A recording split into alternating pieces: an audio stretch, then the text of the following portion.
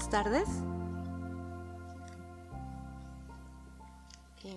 Bueno, continuamos con el seminario y la mesa 8, donde nuestras ponentes van a disertar sobre el archivo de Cáceres y sus textos, procesos y políticas editoriales, materialidades y conservación. Por favor, les agradeceré si es que tienen alguna consulta, que la puedan ir poniendo por escrito, tal vez durante la presentación, para que podamos así agilizar esta mesa, ¿sí? Entonces, comenzamos con la primera presentación, que está a cargo de Talia Choque, de la Universidad Nacional Mayor de San Marcos, y María Antonieta Cuenca, de la Escuela Nacional Superior Autónoma de Bellas Artes del Perú. Ellas nos van a presentar la correspondencia de Zoila Aurora Cáceres, custodia, valorización y conservación de un archivo de mujeres en la Biblioteca Nacional del Perú. ¿Sí? Adelante. Buenas tardes. El día de hoy vamos a presentar una exposición respecto a la correspondencia de Zoila Aurora Cáceres. La Biblioteca Nacional del Perú custodia el archivo de esta escritora, pero además custodia otros 3 archivos de mujeres: el archivo de Magda Portal, el de Rosa Alarco y el de Sibila Redondo. Estos grupos documentales, si bien es cierto, para el caso de Magda Portal, Sibila Redondo y Rosa Alarco, la documentación y libros pertenecientes a sus colecciones se pueden encontrar catalogados, es decir, son de acceso público y pueden consultarlos en el fondo antiguo, en la sala del fondo antiguo de la institución. Sin embargo, todavía tenemos una deuda con el archivo de Zoila Aurora Cáceres. Este archivo, si bien es cierto, posee además de documentos y libros, los libros están procesados técnicamente, es decir, pueden ser de consulta en la sala del fondo antiguo. Sin embargo, el archivo Zoila Aurora Cáceres, es decir, los documentos, correspondencias y papeles respecto a su vida política y social, aún faltan procesarse técnicamente, y es justamente esos documentos los que venimos a presentar. Este archivo, el archivo de Zoila Aurora Cáceres, llega en la gestión de Cristóbal de Lozada y Puga, junto con la documentación correspondiente al archivo de Andrés Avelino Cáceres. De hecho, si podemos ver en este documento, creo que no se define muy bien, el archivo llega en conjunto con el de su padre, y es justamente Zoila Aurora Cáceres quien hace esta donación. Dentro de este conjunto documental está justamente incluido el de ella y el de su padre. Esta nota sobre la donación la podemos ver en esta carta del 30 de junio de 1950, donde Zoila Aurora le comunica a Cristóbal de Lozada y Puga, director de la Biblioteca Nacional en ese tiempo, la voluntad de donar esta colección. Y además también se puede ver esta nota impresa dentro de las memorias presentadas por el mismo Cristóbal de Lozada y Puga en la revista Fénix de 1950. Tanto la memoria presentada al ministro de Educación Pública, esta memoria se puede encontrar en la versión digitalizada. En realidad toda la revista Fénix está digitalizada y pueden consultarlo a través de la biblioteca virtual. Esta es la presentación de la colección Zoila Aurora Cáceres. Como les decía, la colección no solamente contiene libros, sino también el archivo de esta escritora. Ya se ha hablado, creo que en todas las mesas alrededor de este seminario, sobre la vida propiamente de Zoila Aurora, el trabajo político y académico que ha tenido, pero nosotros vamos a centrarnos sobre todo en la fuente escrita que la Biblioteca Nacional consulta y que está pendiente también para que pueda ser consultada por los investigadores. Esta colección está, tras un proceso de identificación, está organizada en 66 paquetes que contienen 1.527 unidades documentales ordenados en sobres, con 4.790 folios aproximadamente. Este grupo documental está compuesto por manuscritos originales que contienen anotaciones y correcciones de Zoila Aurora Cáceres, entre originales y también borradores, y además de ensayos, artículos y diferente tipo de documentación. La Biblioteca Nacional, en un primer momento, realizó una organización preliminar denominada Bóveda Bancay. Este proyecto de Bóveda Bancay fue conformado por historiadores y bibliotecólogos para la descripción de diferentes conjuntos documentales. Esta organización, una primera organización se dio entre los años de 2016 a 2019 aproximadamente, y en esta última parte, en el 2019, es que se hace esta organización en paquetes. En el 2016 se hace la identificación pieza por pieza, ya que estaba organizado por paquetes, es decir, como por ejemplo, Sociedad del Feminismo Peruano, había un conjunto de documentos contenidos en paquetes denominado Sociedad del Feminismo Peruano, Comisión Iberoamericana de Mujeres y en fin, diferentes tópicos en los que ha trabajado Zoila Aurora. En el año 2019 se hace un ordenamiento pieza por pieza, identificando justamente a modo de catálogo cada pieza documental en donde se puede ver el desarrollo de cada documento, ¿no? El acceso para estos documentos, como les había mencionado en un primer momento, la biblioteca todavía tiene una deuda pendiente en el procesamiento técnico, pero si se quiere acceder a esta documentación, se puede realizar mediante correo electrónico a dapi@bnp.gov.p, que es la dirección encargada del acceso a la información y sobre todo los préstamos en sala, ¿no? Esto en un primer momento, como les mencioné, se realiza esta organización por este tipo de tópicos, ¿no? Voy a acercar un poquito para poder ver, que justamente son estos tópicos los que se han ido desarrollando a lo largo de estas jornadas, ¿no? La Sociedad de Feminismo Peruano, Comisión Iberoamericana de Mujeres, los impresos y recortes periodísticos, el tema del sindicalismo, el Congreso Interamericano Nacional Democrático, la correspondencia propia de Zoila Aurora también está ordenada de forma cronológica, el Centro Social de Señoras Bordadoras, el Sindicato de Costureras, diferentes artículos y documentos familiares. Dentro justamente de esta correspondencia vamos a encontrar este tipo de material. Esta es una carta de José de la Rieva Agüero de 1910, en donde a modo amical se dirige a Zoila Aurora dándole sus apreciaciones sobre el feminismo y también su apreciación particular sobre las sufragistas, ¿no? Dentro de la correspondencia vamos a encontrar diferentes intenciones también. Zoila Aurora Cáceres, como se había mencionado en las conferencias anteriores, pugnaba el acceso al voto femenino. Entre las correspondencias que hemos podido ubicar en la colección, vemos también voces disidentes, aquellos que estaban a favor y aquellos que estaban en contra. Bueno, eso también es material todavía pendiente de investigación para los historiadores o investigadores que deseen acceder a este tipo de fuentes.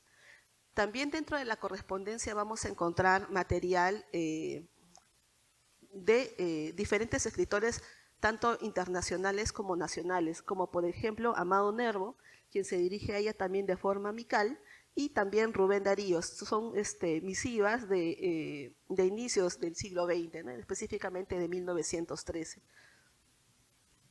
Ahora, para nosotros, por ejemplo, en la biblioteca tenemos diferentes características que le vemos al material, características intrínsecas y características extrínsecas. Dentro de las intrínsecas podemos mencionar, por ejemplo, la materialidad de la pieza, es decir, que sea en este caso manuscritos únicos, y entre las características extrínsecas, aquel valor agregado a la pieza que ya de por sí, de su forma original, puede dar otro tipo de valor. Por ejemplo, firmas, sellos, en este caso, por ejemplo, membretes, ¿no? Que como vemos en el siguiente material.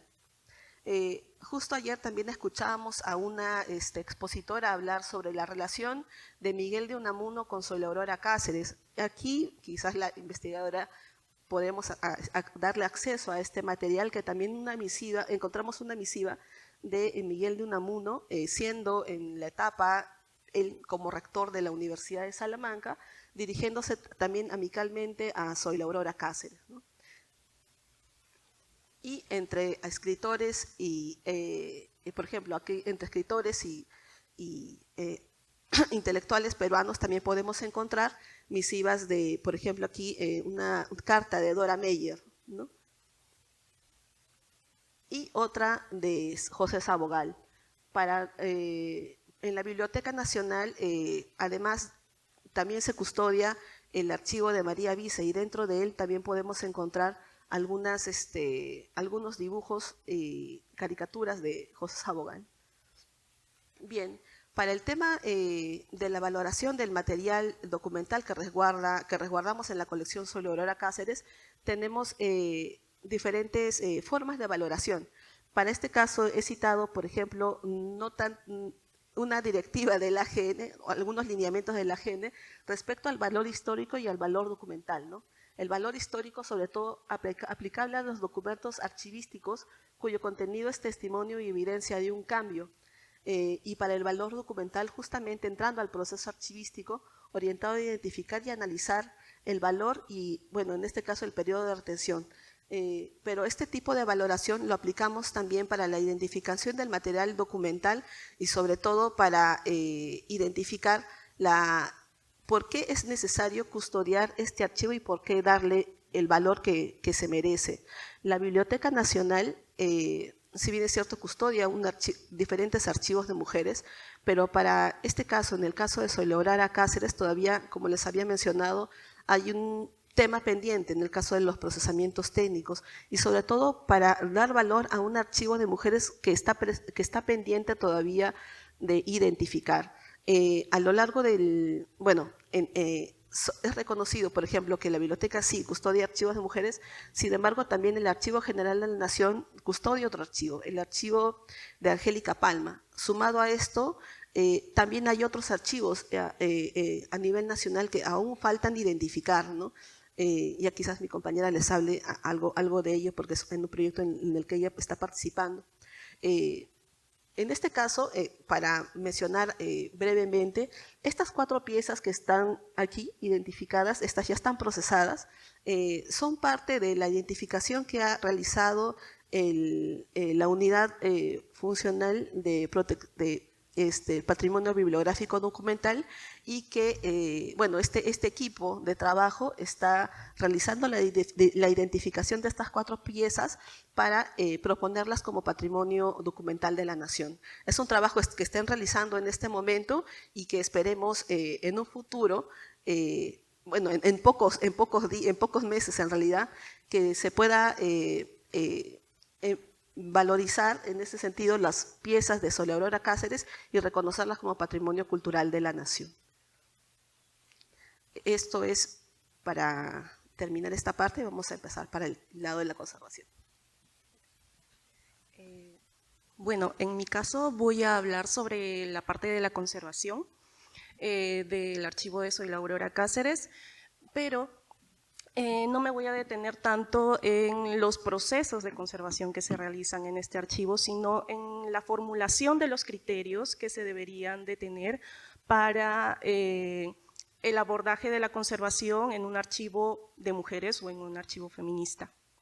En el caso de la conservación en general, pues la documentación o la conservación de la documentación o de patrimonio documental, hay una dicotomía entre los conservadores, ya que debemos promover el acceso de los usuarios y la difusión del material documental, pero también hay esto de proteger la materialidad del documento y en muchos casos ha significado pues evitar la manipulación de esta documentación en pro de la protección, pero hay formas de poder abordar este tipo de actividades para promover este tipo de documentos. Ok, En el caso del conservador es muy importante para nosotros la comprensión del por qué vamos a conservar un tipo de archivo. Cuáles son las necesidades de preservar este legado para el futuro. Ya lo han dicho anteriormente y creo que todos nosotros entendemos la necesidad de la conservación de este tipo de archivo, que hablan sobre mujeres, derecho,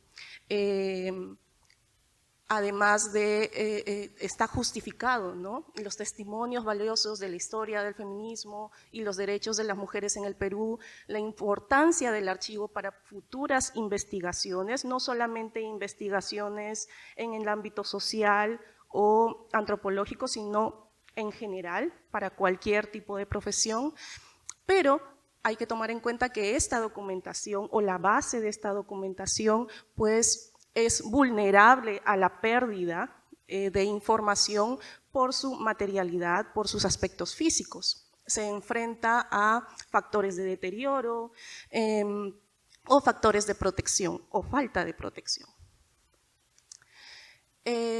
Para esto los conservadores pues toman diferentes tipos de factores para poder formular las estrategias de conservación de este tipo de archivos.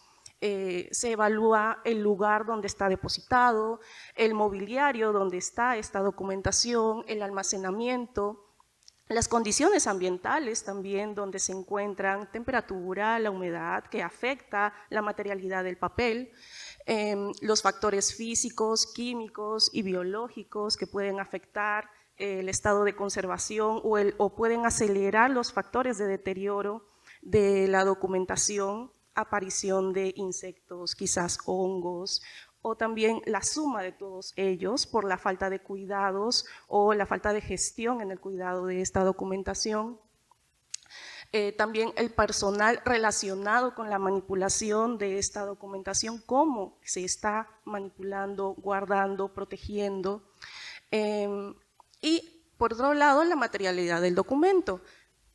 ¿De qué está compuesto? Son papeles, fotografías, carteles, los tipos de tinta que están sustentados en los soportes, tintas manuscritas, mecanografiadas, tintas ferrogálicas que pueden desaparecer a través del tiempo.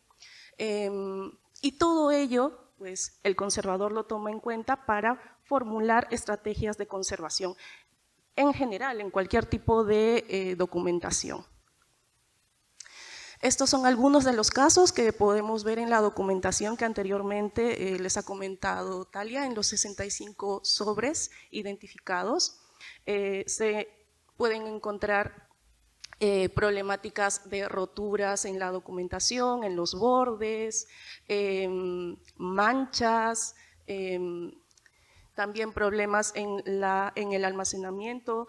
En algunos casos la documentación sufre al momento de la manipulación, ya que al sacarlo de los sobres, algunos documentos pueden romperse y esto hace que alguna de la información pueda perderse también.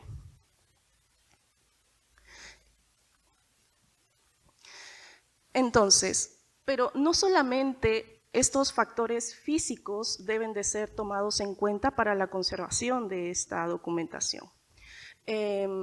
Sabemos que, bueno, los archivos se construyen a partir de intereses y preguntas específicas, lo que significa que no son espacios neutrales o democráticos en sí. Hay que tomar esto en cuenta. Eso quiere decir que las decisiones sobre qué conservar también van a reflejar la ideología o las causas políticas de la sociedad o de la institución que gestiona esta documentación. Entonces, la conservación de archivos de mujeres, en este caso particular, está profundamente marcada por factores políticos, sociales, culturales, y trascienden la simple preservación física de la documentación, ¿no? Las necesidades o la política institucional va a influir de forma significativa en cómo se va a abordar la conservación de este archivo y quizás es por eso también que hasta ahora pues esta documentación no ha recibido el interés que necesariamente debe tener. Esto se ve claramente en la conservación de archivos feministas, no solamente el de Soy la Aurora, sino el de muchas instituciones, ya que se lucha por recuperar y preservar la memoria de mujeres cuyas contribuciones a la historia en muchos casos han sido marginados o también borrados por justamente otros intereses. Entonces, esto para el conservador, y no solamente para el conservador, para cualquier tipo de profesional que va a intervenir en la investigación de la documentación o en la preservación de esta documentación, pues debe tener un abordaje inclusivo y sensible al contexto de esta documentación feminista. Estos documentos no solamente son importantes por su contenido textual, sino también por su materialidad, ya que a menudo reflejan la cotidianidad de la vida de estas mujeres, los objetos con los que interactuaron y las huellas personales que dejaron en ellas. En este caso en específico, el de Soy la Aurora es documentación personal, en la cual no solamente se encuentra documentos burocráticos, cartas hacia personalidades, sino también señas de lo que fue su vida diaria. Entonces, es importante saber eso para poder conservar esta cotidianidad justamente. Y los criterios de conservación deben incluir la preservación de estos elementos respetando las huellas del uso original, como reparaciones caseras, marcas personales, que también forma parte de la historia. Dentro de esta documentación hay documentos que fueron pegados unos encima de otros por la propia autora, que si el propio conservador no lo toma en cuenta puede decidir quitar o colocar, ¿no? Y si nosotros como personas de conservación no tenemos el contexto o la ayuda de un historiador o el investigador, o no tomamos en cuenta el contexto, podríamos incurrir en algún error o consecuencia histórica. Por ejemplo, en este caso que se ha identificado en parte de la documentación de la sociedad feminista, son cartas que pues están unidas, cosidas con un hilo que en varios casos ha provocado la rotura del papel o de las cartas que está uniendo. Pero en un primer momento, como conservadora, puedo decidir quitar el hilo para poder restaurar el documento. Pero si tomo en cuenta el contexto y si yo sé o el historiador me informa que Soy la Aurora tuvo una relación bastante cercana con los sindicatos de costureras, puedo identificar que esta no es una costura simple, es una costura hecha con máquina de coser, ¿no? O es una costura hecha a mano también. Entonces, esta costura ya no es una simple costura o un simple hilo, toma un significado y identidad propia. Entonces, forma parte de la documentación. Y así como este ejemplo, podemos encontrar varios e identificarlos gracias a la información histórica. 2 minutos. Y justamente eso se debe de reflejar en las investigaciones. Esta información se debe compartir y difundir. Y esto pues va a favorecer al fortalecimiento de la investigación y la memoria colectiva, ¿no? Preservar estos documentos abren otras oportunidades de investigación futuras y hay diversas estrategias fomentando la difusión a través de plataformas digitales que se han conversado aquí también, el acceso, la propia organización y la formación de un catálogo abre bastantes puertas para que muchas personas o usuarios tengan acceso a esta información. Y bueno, como conclusión, para terminar, la preservación de archivos feministas es un acto político, como podemos ver, y de resistencia también, ya que busca preservar y visibilizar la memoria de mujeres cuyas contribuciones históricas han sido marginadas en varios casos. Esto no solo desafía las narrativas patriarcales tradicionales, sino que también permite que las futuras generaciones accedan a estos legados, fortaleciendo la lucha por la igualdad de género. Los criterios de conservación de archivos feministas deben ser inclusivos, sensibles al contexto social y cultural, más allá de la preservación física, que es también crucial, y la valoración de la materialidad de los documentos. Huellas personales, los aspectos emocionales que reflejan la vida cotidiana. Y la preservación de archivos feministas fortalece la investigación y la memoria colectiva, ofreciendo fuentes invaluables para estudios en diversas disciplinas como la historia, la política y la cultura. Ya aquí lo hemos reflejado bastante bien. Y la conservación no solamente va a resguardar la información, sino que facilita el acceso y fomento al diálogo entre la comunidad, las instituciones, el público, contribuyendo a la comprensión más amplia y equitativa de nuestra historia. Bueno, muchas gracias.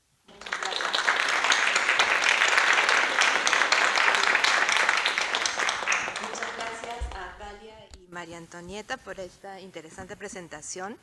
Solamente me permito recordarles que si tienen alguna consulta para nuestras ponentes pueden ir poniéndolas por escrito y así agilizamos entonces el diálogo, ¿no? Y bueno, a continuación tenemos a Mabel Blanco de la Red Literaria Peruana. Ella nos presentará Soy la Aurora Cáceres Moreno, Bibliografía Esencial, una guía de viaje a través de los estudios críticos de su legado literario. Adelante.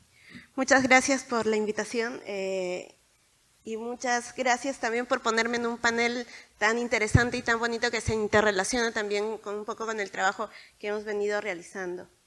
A ver si me permiten.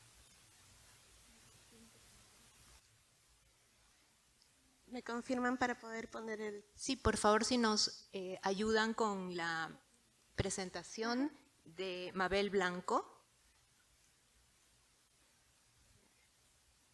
Mientras van cargando el PPT, les voy comentando un poco. Me alegra mucho estar en esta mesa porque mis colegas han trabajado un tema que es sumamente importante, que es el tema de la conservación de archivos vinculados a mujeres y específicamente a Soy la Aurora. ¿Por qué es importante esto? Porque para nosotros como investigadores, como historiadores, como literatos, ir a la fuente primaria es fundamental. Poder tener acceso a ellos, revisarlos, leerlos, poder entender, poder analizar de manera sincrónica y diacrónica los contextos en los que esto se desarrolla son sumamente importantes. Sin embargo, si es que estas fuentes no están al acceso de nosotros los investigadores, pues es muy difícil poder avanzar con ello. Y eso es justamente una de las rémoras que tenemos que vencer cuando se trata de investigadoras mujeres, cuando se trata de literatas, cuando se trata de mujeres que hicieron algo dentro de nuestra historia y definitivamente Soy la Aurora es una de ellas. En ese sentido, este año, al conmemorarse los 100 años del feminismo peruano, Soy la Aurora Cáceres Moreno, lo que la Red Literaria y la editorial Vida Múltiple intentaron hacer fue justamente poder trabajar en el acceso a esta bibliografía, a estos trabajos, a esta fuente primaria que hay sobre ella, y este año se va a lanzar lo que es la bibliografía esencial, un trabajo conjunto donde participó, bueno, acá está Eduardo Huaytán, está también Gabriela Córdoba, Daniela Ruiz y quien habla. Y la idea de esta bibliografía esencial es justamente trabajar sobre un viaje intelectual, un viaje literario, para conocer la obra de Soy la Aurora, pero también las diversas investigaciones que se han venido realizando con relación a ella. Este trabajo ha contado con el apoyo de también el profesor Thomas Ward, quien ha hecho un ensayo crítico, biográfico sobre Soy la Aurora, y bueno, cuenta con una presentación de Eduardo Huaytán y una introducción mía, por medio del cual abordamos este viaje. Siguiente, por favor.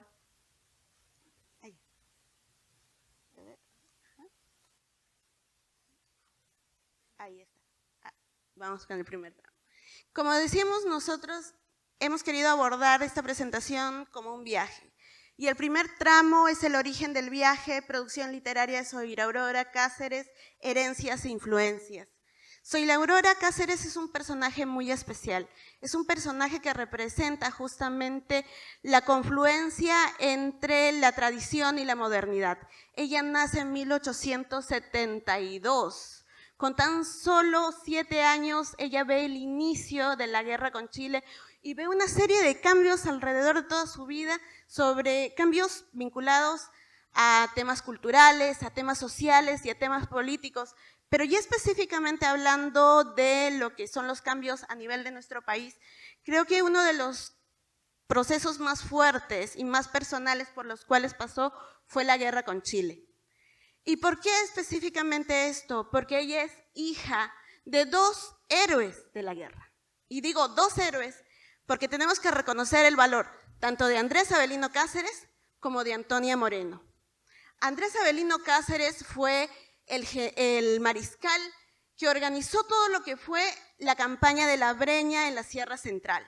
Sin embargo, no podemos negar el valor de Antonia Moreno, quien fue compañera de él en todo momento, que se arriesgó para poder proveer de alimentos y armas a las huestes patriotas, quien incluso trabajó viendo la forma de sacar a los militares dentro de la ocupación chilena de la capital para que estos pudieran darle el encuentro a Cáceres dentro de lo que es la campaña de la Breña.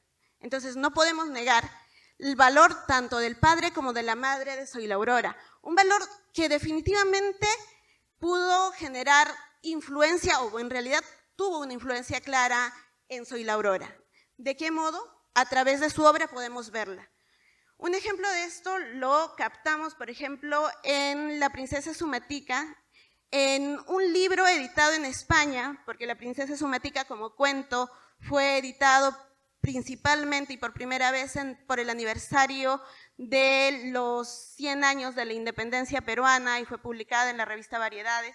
Sin embargo, como conjunto de libros recién se publica en España y dentro de estos cuentos nosotros identificamos 2 de ellos mínimamente donde se trata el tema del contexto de la guerra. Llora papá es una de ellas, donde justamente la temática, uno es el contexto post-conflicto chileno-peruano, es abordado, y donde también se puede observar el modo en cómo el duelo por la pérdida del hermano, del padre, se hace presente. Pero no solamente eso, a través de estos cuentos, Zoila Aurora establece una crítica muy fuerte al modo en cómo el gobierno peruano olvida a sus héroes. Y no solamente a sus héroes, sino también a sus deudos. Esta se podría decir que es una clara influencia, el dolor, la forma en cómo esto terminó de afectarla, se ve plasmada en las temáticas que ella aborda en sus cuentos. Temáticas que no solamente va por el tema de que sus padres hayan sido héroes, sino que también ella misma pierde un hermano dentro de la campaña de la Breña. Un hermano que no fue soldado, que fue un niño que fallece, justamente por las condiciones a las que se tienen que enfrentar la familia Cáceres dentro de la campaña de la Breña.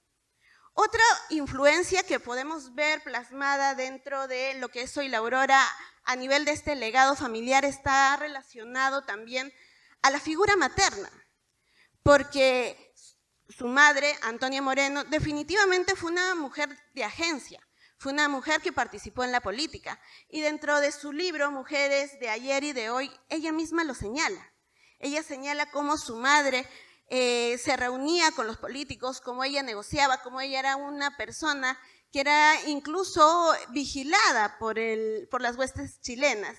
Entonces, definitivamente la figura de la madre, una figura sin parangón para la época, generaría en Zoila Aurora una perspectiva de una mujer empoderada que definitivamente también influiría en su modo de establecer un activismo feminista a futuro. Entonces, si nosotros vamos con un primer tramo en esta búsqueda de la comprensión de Zoila Aurora en este viaje bibliográfico, tenemos que hacer una primera parada justamente en su propia producción. en la producción que ella estableció, donde podemos ver estas diversas aristas que ella justamente tuvo. Podemos ver su preocupación por la condición de la mujer, su deseo de establecer una genealogía que permita visibilizar a aquellas mujeres con valor, con esfuerzo, que tuvieron agencia, y eso se da a través de Mujeres de Ayer y de Hoy, donde no solamente habla de las mujeres del Perú, habla de las mujeres de Latinoamérica, habla de una cronología que se extiende hasta Egipto, que llega a su época contemporánea para visibilizar a las feministas, a las sufragistas que están justamente en esa lucha concreta que busca el acceso a más derechos, a una igualdad real.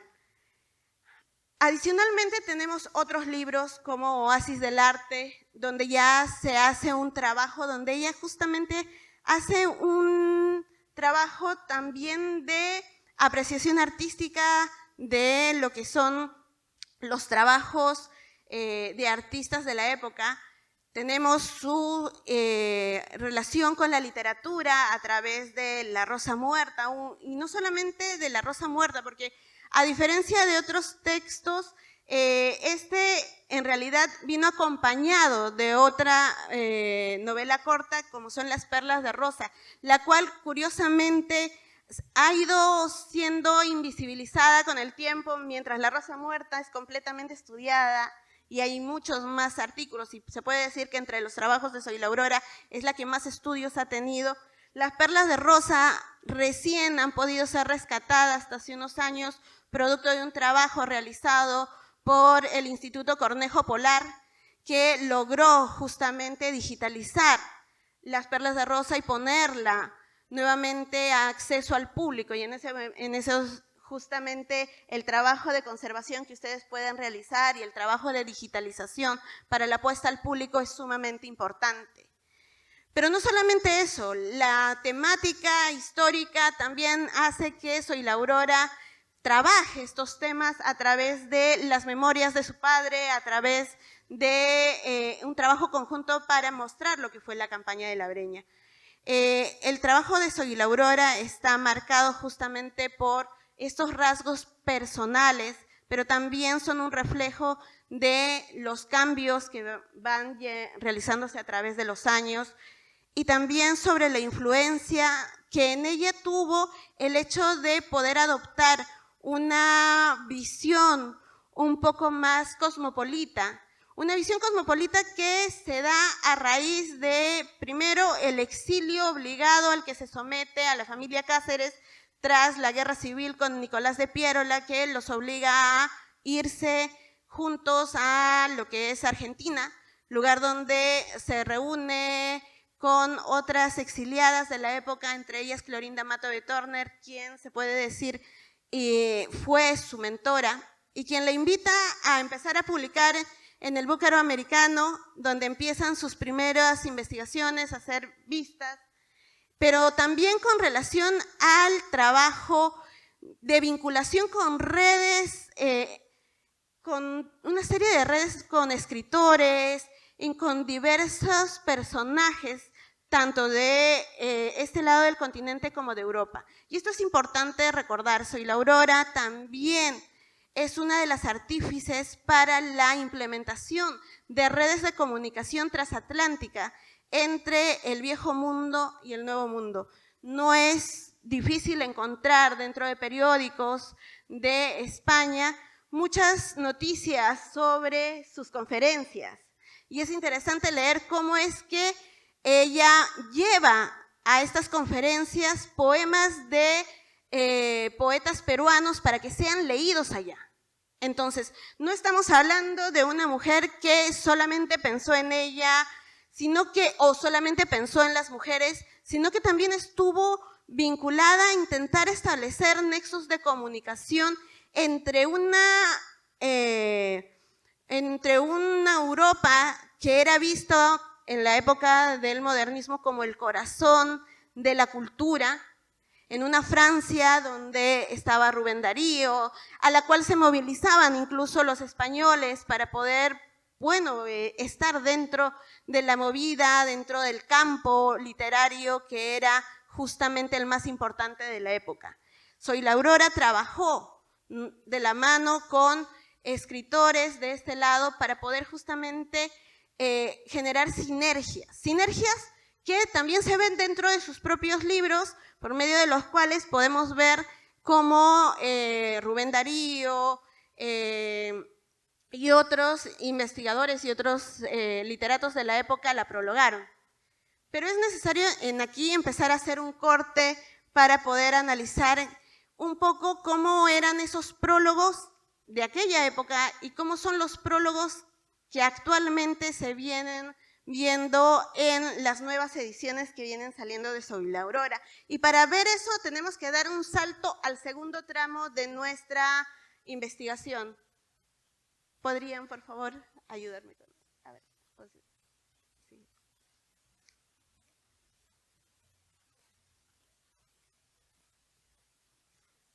Muchas gracias. Y el segundo tramo está vinculado a la revalorización y reediciones o al redescubrimiento del legado de Zoila Aurora. Y esto se debe porque así como han habido una proliferación de investigaciones, justamente un punto importante es que han empezado a salir nuevas ediciones de la obra de Zoila Aurora. La Rosa Muerta fue reeditada en una edición en español que fue prologado por el profesor Thomas Ward y que fue publicada en Estados Unidos. Esa fue una de las publicaciones que de cierto modo inició una nueva etapa en lo que fue el redescubrimiento y el reanálisis o el análisis nuevo sobre la obra de Zoila Aurora. Y es curioso porque en Estados Unidos es que se da esta primera reedición de la obra de esta escritora, pero no solamente se da en español se da en el 2007, en inglés también existe una traducción de La Rosa Muerta que permite abrir paso a nuestra escritora al mundo anglicano, al mundo de los hablantes del idioma inglés. Entonces, ¿esto qué generó?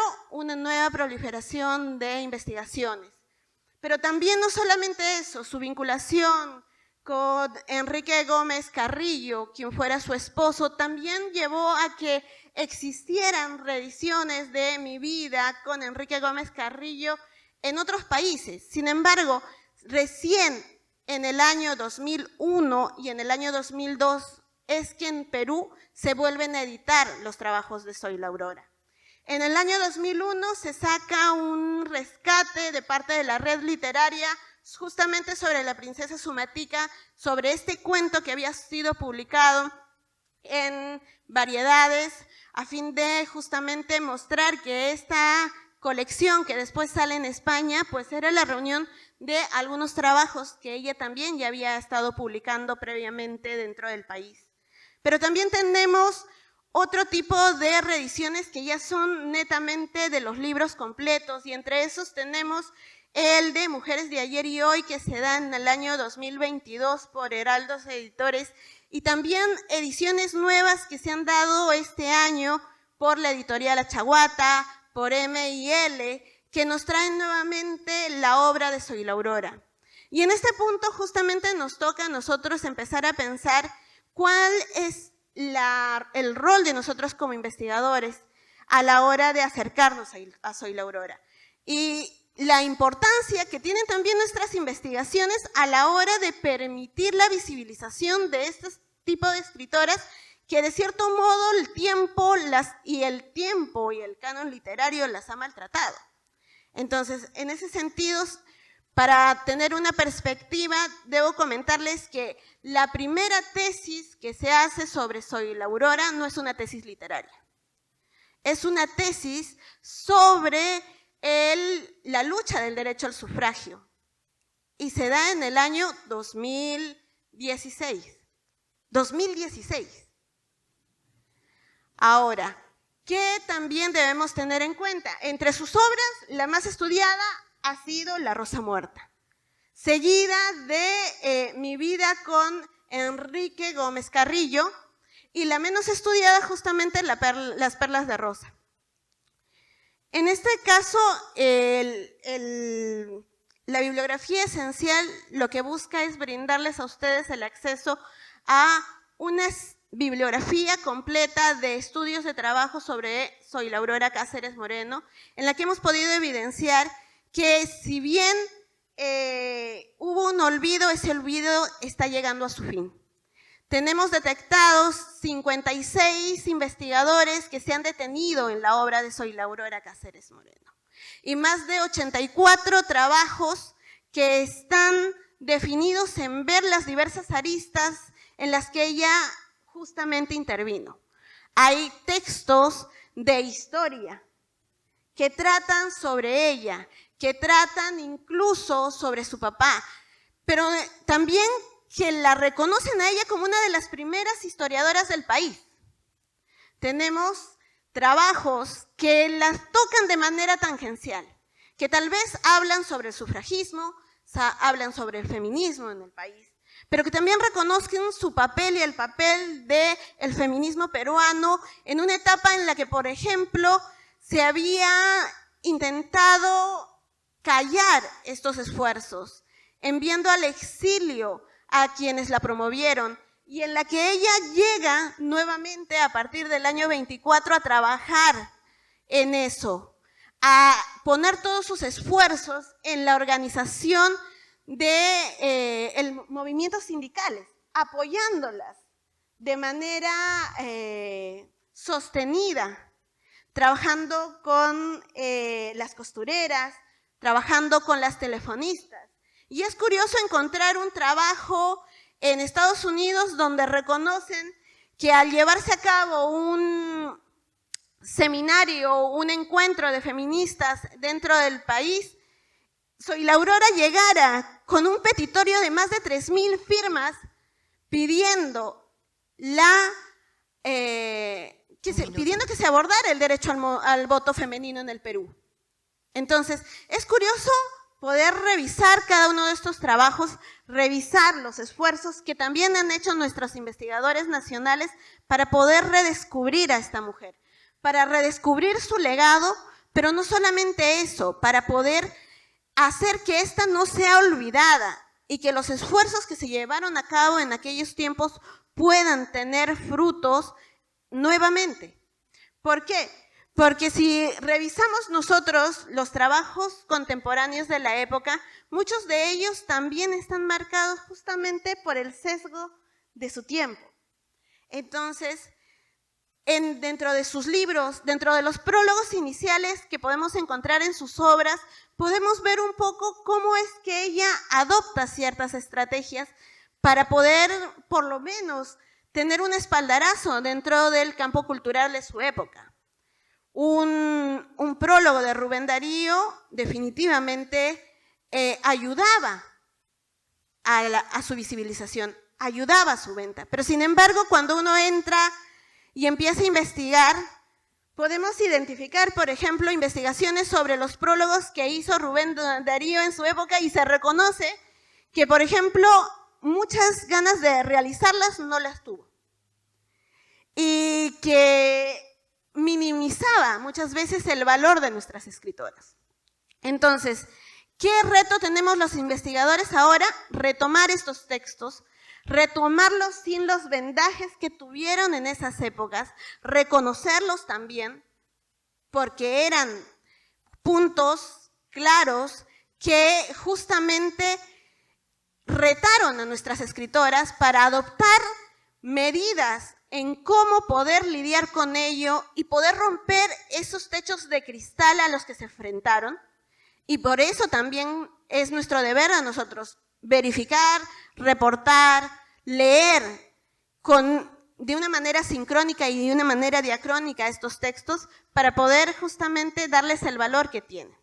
Entonces, a través de la red literaria y a través de la editorial Vida Múltiple, nosotros les invitamos a ustedes. El texto va a estar a disposición de todos a partir de la siguiente semana.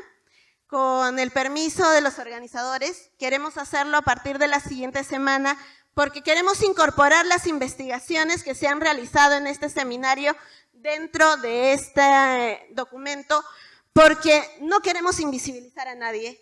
Podríamos haber hecho un corte en este momento y presentarlos a ustedes, y queríamos hacerlo, pero justamente una de las cosas que queremos hacer es que los documentos, las ponencias, las investigaciones estén en manos de todos, y el punto de corte va a ser justamente terminando este seminario para incorporar cada una de las investigaciones que nos han reunido y que nos han enriquecido la visión de Soy la Aurora y que serán incorporados dentro de esta bibliografía esencial.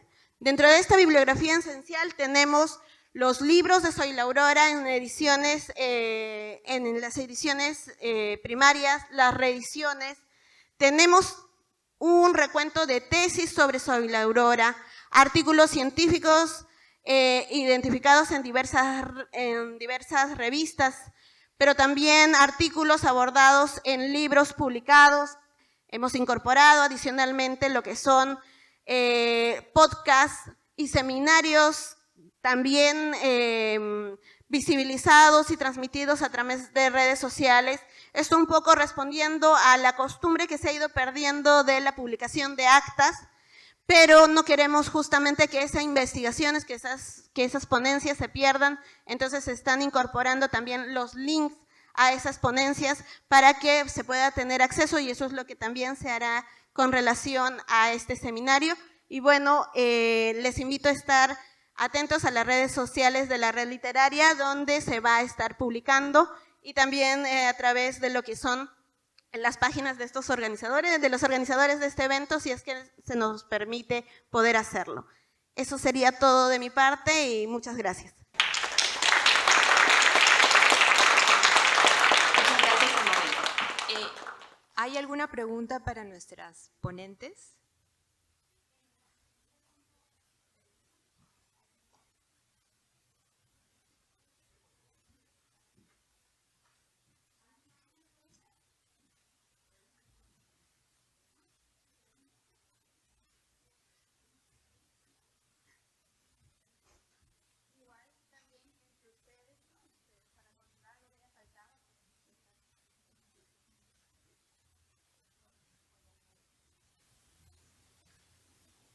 Hay una pregunta sobre la conservación. ¿Cuáles son los principales retos que ha presentado o presenta el archivo de Soy la Aurora Cáceres? ¿Aló? Bueno, en el caso de la conservación del archivo de Soy la Aurora, los retos inician desde que la documentación aún no ha sido procesada. Entonces, nosotros como conservadores o personas que van a iniciar procesos de conservación o estrategias, nosotros necesitamos por lo menos lo básico, que es la identificación de esta documentación. Ya que si nosotros comenzamos a hacer un proceso o actividades de restauración, conservación, podemos hacer limpiezas, identificación de deterioros para poder detenerlos. Si es que no sabemos cuál es el orden, ya sea que se identifique orden cronológico, orden temático, orden en general, podríamos quitar o poner cosas que no, o la organización de la documentación o descripción de la documentación de una manera equivocada. Nosotros, si bien nuestro trabajo es técnico y de abordaje físico podríamos decirlo, de la protección física del documento, pero nosotros nos basamos en el contexto y en la parte histórica. Entonces, si no hay esta parte de investigación o de trabajo en conjunto con el investigador o con el historiador, la parte de la conservación se hace muy difícil. Algo que me faltó decir, por ejemplo, en la ponencia es que si ustedes ven o piensan en un documento histórico, tenemos que tener en cuenta que estos documentos no son intrínsecamente con valor o intrínsecamente importantes. Por ejemplo, los documentos históricos se hacen importantes a través de la investigación y de la importancia que la sociedad se les da. Entonces, por ejemplo, estos archivos feministas o archivos de mujeres. Como dijo la compañera, la primera tesis de Zoila Aurora es de 2016. Entonces, anteriormente quizás no había un reconocimiento hacia esta documentación ni una valoración. Entonces, anteriormente tampoco pues, había un interés para conservarlo. Entonces, desde ese punto inicia la dificultad de poder conservar la documentación porque no es prioridad.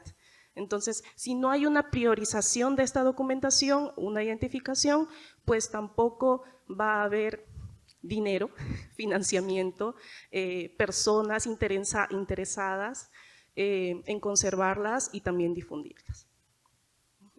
Muchas gracias. Sí. Lamentablemente ya por cuestiones de tiempo se han quedado en el tintero 2 preguntas más, así que yo se las voy a pasar a nuestras ponentes y quienes hayan formulado estas preguntas, les voy a agradecer que en un momento luego se acerquen para conversar con ellas, ¿no? Entonces, con esto ya damos por terminada esta mesa. Personalmente me llevo muchos aprendizajes, ¿no? De las 3 he aprendido un montón, así que las despedimos con un aplauso. Muchas gracias.